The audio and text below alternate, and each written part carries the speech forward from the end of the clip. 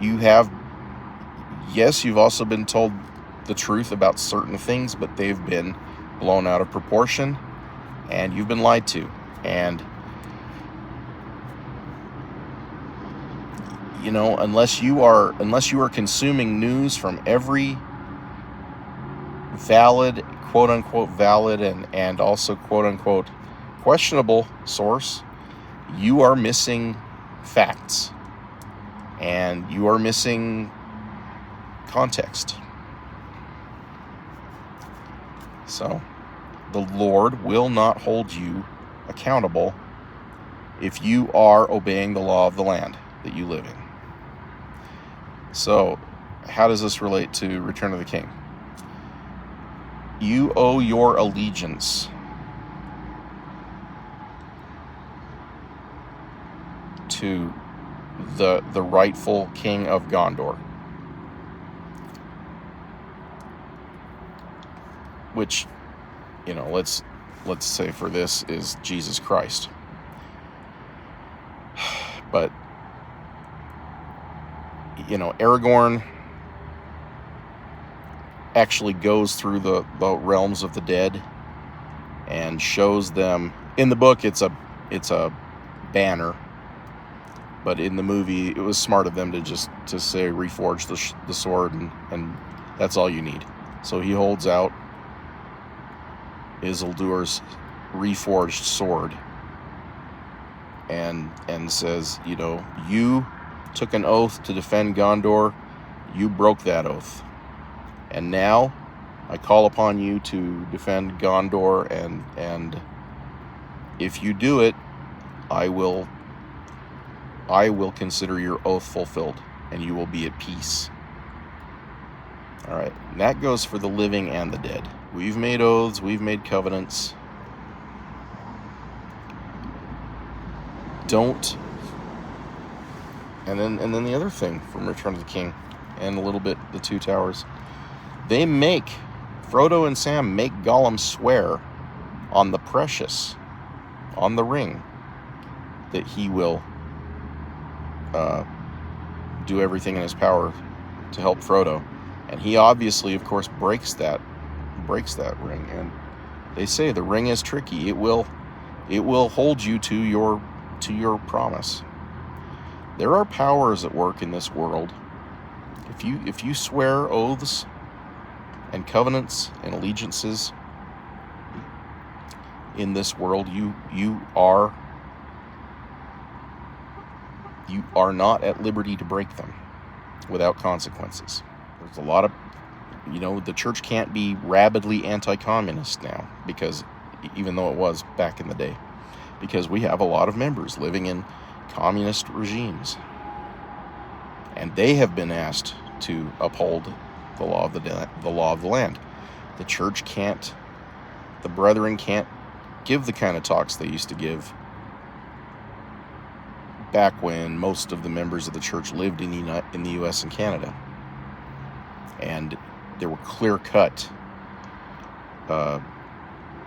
good and evil definitions between consecration and satanic counterfeits of consecration, i.e. Marxism and communism, socialism. Now, again, you obey the law of the land that you are living in. And yes, that does apply to people crossing borders illegally. I'm sorry, that's going to ruffle some feathers. If you apply for refugee status, that's one thing, and that's something very different. All right, I'm done preaching, and maybe I should just cut all of that out anyway. It's a complex world. President Nelson said it. It's a complex world. It's an increasingly complex world, and we won't be able to survive without constant revelation, personal revelation from the Spirit to help us understand what we must do. I'm here to suggest that fighting fascism, or what you think is fascism, is not necessarily what the Lord would have you do. You have good intentions, but you may not actually have all of the information. So,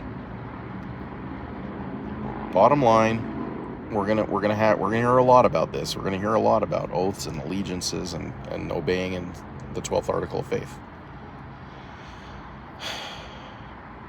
Latter-day Saints cannot afford to be caught up in political struggles that will put their covenants in jeopardy. Their eternal covenants are far more important. Now, I'm going to talk to my friends who aren't Latter-day Saints, who have not made covenants. Live the best life you can. Be for things, don't be against things. Be loving to everybody. Be as forgiving as you can. Not everybody understands the context of everything that you understand the context of, and vice versa. Well, that was a long video today. I apologize for the length of time. I tried to trim it down as much as I could. I really feel strongly that I need to include all that stuff about politics. Again, I apologize for bringing up politics. But I'm trying to do it in a way that helps you understand why it can't be the most important thing in your life anymore, just because there's so much diversity and so much complexity in politics. There is propaganda on both sides. There is opposition research that turns into basically people flat out lying, like taking one true thing way out of context and fabricating everything else around it and passing it off as the whole truth. And we've seen the intelligence communities weaponized for political purposes.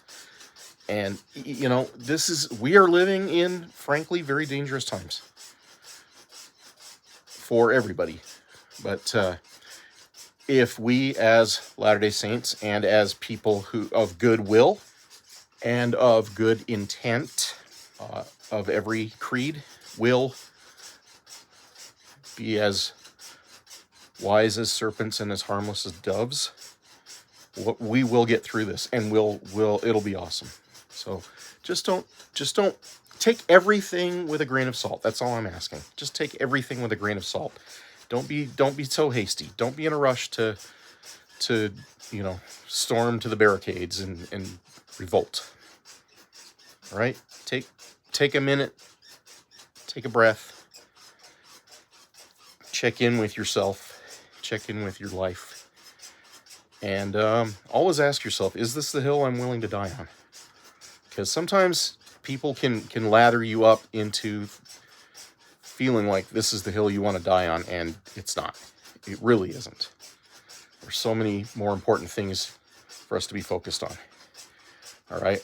But that's all part of salesmanship. You know, people are ginning up emotion in order to sell something, because emotion is 10 to 25 times more powerful than logic. So take a step back, feel the emotion, but also try to find the logic. That's all I'm saying. All right, have a good day. Catch you next time.